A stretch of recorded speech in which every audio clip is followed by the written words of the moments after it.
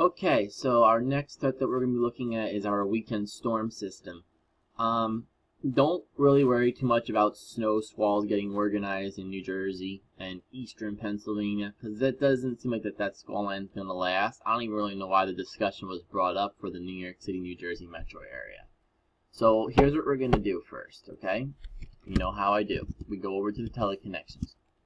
Now, everyone is saying, oh, it's going to be all rain. Well, I don't know if I'm going to say it's all rain, but one thing for sure, it's not going to be all snow. The question is, how much snow, rain, sleet, freezing rain are we going to get? So this is evident up to this point that we're going to be having a lack of Arctic air because there's going to be a high pressure system known as the Southeast Ridge off the East Coast. That's why this is also coming up as well. There will be no cold air really to work with it, but more so stale. Okay? If we go back over to our NAO, you can see, again, it's positive. There's no blocking either. So this storm is not going to be a coastal either. This storm is either going to possibly cut through northwestern Pennsylvania, which is that's, you know, a possibility, or it can cut right across central South Jersey. That's my cone of uncertainty. But this is not going to be an all-snow event, I don't think. I don't see that signal being there. Go over to our P&A. And it starts a downward trend. Weakening of a ridge brings the storm further west inland. So we got to keep that into mind as well. Up to this point. Okay? Don't look at this over here. If we go back over to our Madden-Julian oscillation,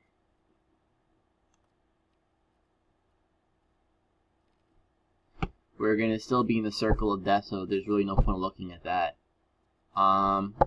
If we go over and look at some models, I just got finished watching The Walking Dead, and it was pretty boring. You guys should, Walking Dead fans, check out Z Nation because it's a lot better. Alright? So if we go over to the GFS model, what it's currently showing as we go through this time frame over here, you can see what's starting to kind of go on. Alright? You see that high pressure system? This turns into a southeast ridge, and it's pretty strong. So you're going to have warm air surging northward, and there's a storm coming out. So I may start as snow. Anyone in blue may start as snow. But South Jersey, you know, going South Fanboy southward, you guys aren't going to be starting as snow. It will turn into eventually all rain, pull away, and the rain, this is more of a deep interior type snowstorm setup right now, and it starts to pull away. Now, I think it's a little bit off because I do believe that if you also take into consideration of atmospheric recognition and atmospheric memory,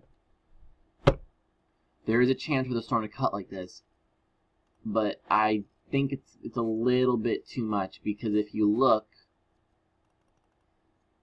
how the high pressure system is actually, it's there. Don't get me wrong, it's there.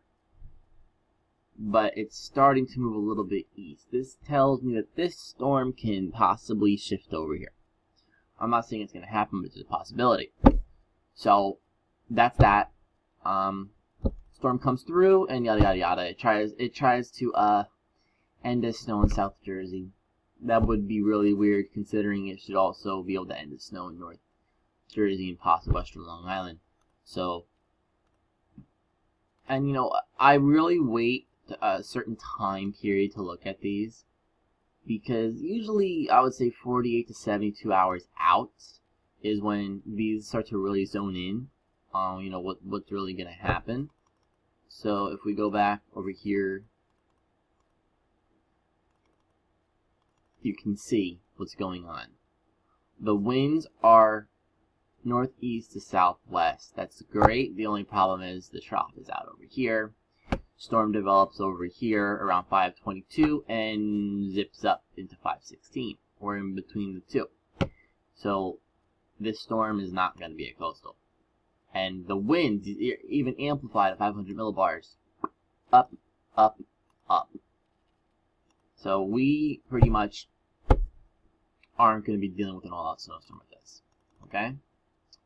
Now, if we go and look at the Canadian model, things are a bit different. We're going to first start with our rain and frozen precipitation as well. Before we do that, let's see how much of accumulation the GFS model shows in snow.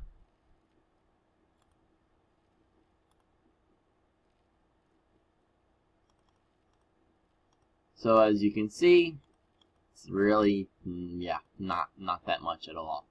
Alright, so going back over to the Canadian model,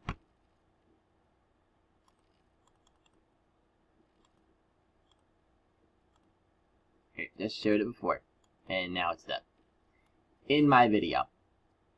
Okay, well, because it's doing that right now, what we're going to do is we're going to do things a little bit bootlegged. You guys are going to kind of see a little bit behind the scenes of these groups that I'm part of. But the Canadian on this last run showed 5 inches of snow going down into Florida. Alright? Now, there's a lot of moisture work with this system. However, the Canadian it's been doing okay for this winter. Not the best. But you can really just kind of think, even just looking over here, you can kind of tell with this dry air pocket, the storm's probably going to cut like this. So that's what we're really thinking about and focusing on. I don't really like looking at the NAM model at all, but you know, a lot of things are still unfolding, things are still changing, but I think that the GFS has somewhat of a right solution, but not entirely.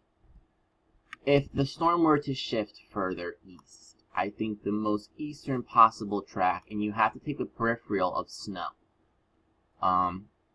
it would be right in this area right here. And it would kind of be like that. That's the most eastern slide it can do with this storm system. Other than that, it cuts up like that. So right now, we're going to have to wait and see how things play out. But I usually wait around, I would say, 40 to 72 hours before you're looking at millibar charts, because they also change. I'm very tired, so I don't sound exactly enthusiastic, and it's going to be a rain starter, so there's nothing exciting about that.